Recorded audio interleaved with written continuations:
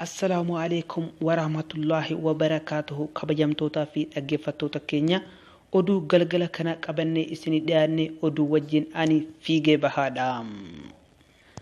Akkuma beekamu biyyoota Faranjiitii fi biyyoota Arabaa gidduutti wal dhabbiin cimaan uumamaa akka jirus asumarraan isinii gabaafna.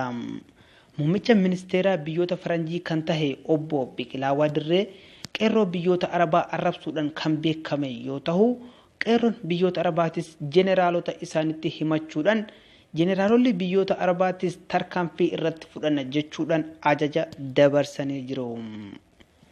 Jeneraalli ajaja waraana qilleensarraa kan tahe obbo Furgugee Jaalalaa akka jedhanitti nuti eenyumuu taanaan yoo of sirreesse yookummaan tarkaanfii irratti fudhachuudhaan qophiidha jedhanii jiru.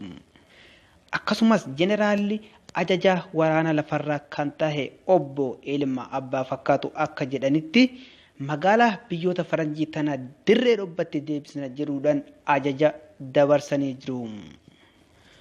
Akkasumas muummichi ministeeraa biyyoota Arabaa kan tahe obbo Xiinxalaa Jaalalaa akka jedhanitti jeneraalota isaa waliin waliigalteedhaan akka isaan tarkaanfii cimaa irratti fudhatan ajaja dabarsee jira.